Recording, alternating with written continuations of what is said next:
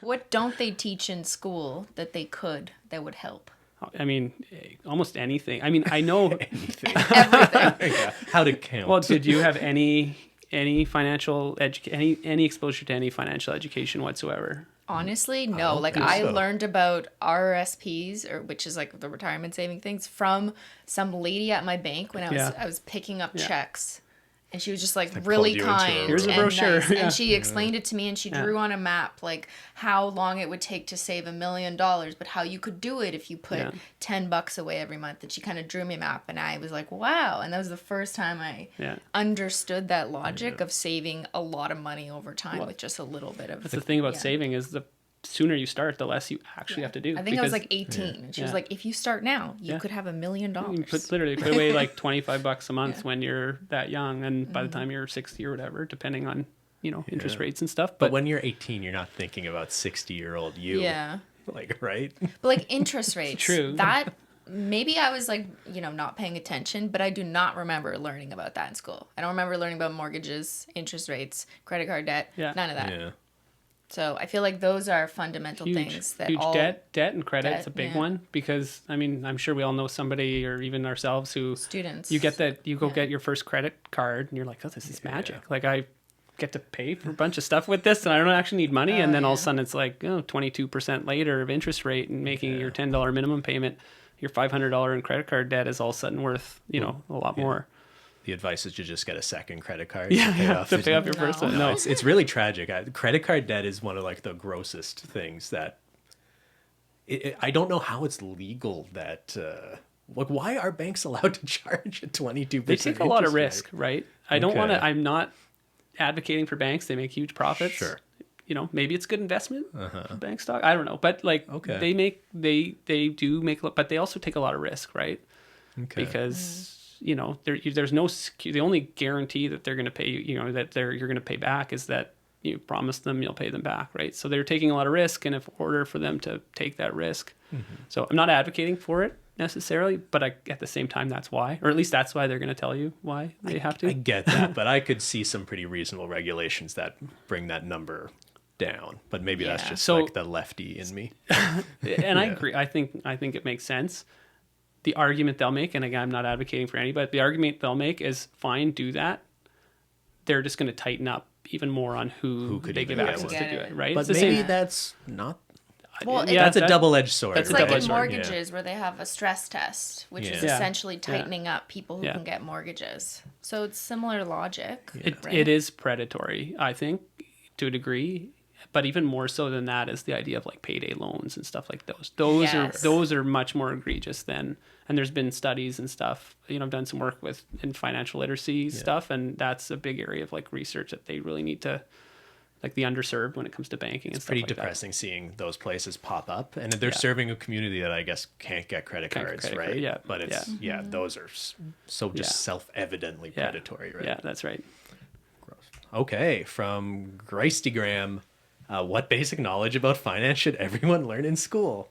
So I think you're clairvoyant. That was like exactly your question. It's almost like you've seen these questions already. Was there anything else to add, like other than mortgage and interest rates, which is the obvious? Budgeting. I think budgeting's but I also think like why not even start learning about investing too? Because investing like, too. How do you do it? Where do you go? Yeah, I feel like those are basic questions. Like what's the idea behind it? Like why invest? Okay, budget and save, but and investing tends to be, I think, more interesting part of it too. I mean, well, it is because if you get to pick like which companies you invest in, or like who's a part of which portfolio stock thing that you select when you pick one of those big.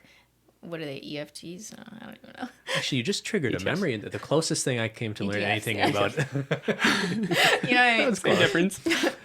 I just came back to me. In the 8th grade, we had a mock like stock market day where like we dressed up and they had dressed like up as fake... What? Well, like as if we were like businessmen or something. With like a tie? Awesome. Yeah, and I guess they had like... There must have had like fake data or fake companies, but like it almost felt like we were at a casino or something as a bunch of 12-year-olds. Oh, you were like gambling. So there is a way of making learning about stocks fun, even for a pretty young crowd. But I guess there is a fine line between that and making it seem like it is gambling, like a game. Yeah. Because there's a big difference between things, like trading short term and actually investing. Like buying a company you think is going to grow for the long term, you want the dividends from it or whatever. Gotcha. But there is a fine line there.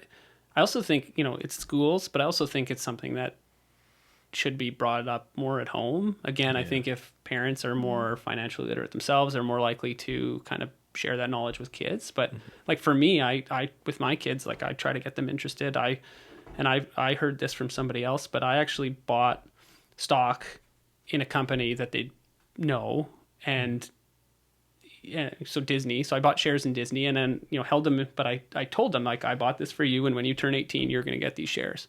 Okay. And so and any time we're at like Walmart, or when we go watch Frozen or whatever, I'm like, you're actually getting some profit from that now, right? Like you have a fractional share ownership of Disney. So anytime you see a friend with a Frozen backpack, high five them, because they're helping pay your dividends. And when you're 18, that's smart. I like that. I've never heard that before. I do just want to touch on the budgeting piece you brought up before. If there's like one thing they did teach people at a younger age, students or kids, it made a night and day difference for me. Like, I don't do this all the time, I'm not going to pretend I do, but writing down what you spend money on. Yeah.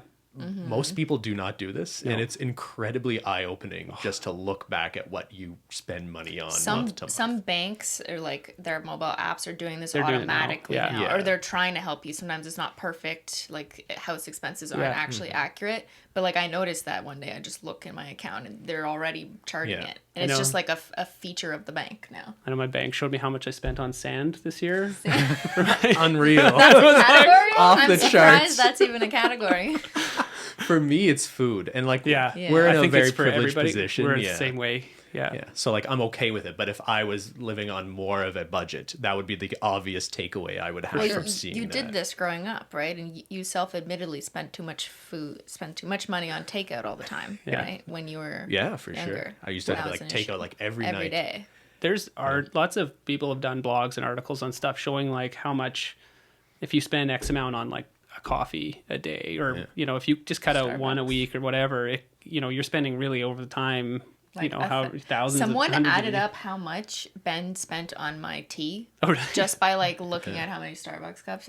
Someone did that one time, and I was like, "Thanks, guys, for calling me out." But like, it is true. Like, if you are someone who consumes, I did not write that off as a business expense. But if you are someone who consumes specialty beverages, then you add them all up, and it could be like over $1,000 a year. You'd be shocked how much it adds up. If you cut out one of those, like, I mean, there was the question, like the balance between like living life and being financially secure. Maybe cut out half, or you can find space. It doesn't have to be all or nothing. Like, Yeah. You could start trying to make them at home or something. Yeah.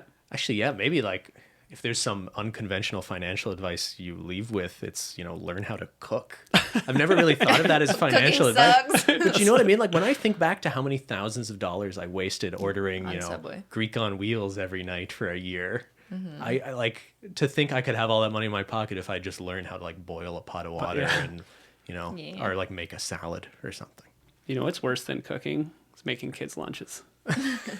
Make your kids cook. Yeah, that's right. Make them cook their own lunch. Yeah. Kids. Why? That's a terrible financial decision, right? Well, what's the ROI on children? Yeah. Do they pay dividends? We're not the right people to be having this conversation. Can I get them into YouTube, acting? Maybe? Or get them into YouTube. Any advice? Yeah, start that kids channel. The advice is no, don't put your kids, don't exploit your children for money. That's the advice. That's Christine's YouTube advice. Okay.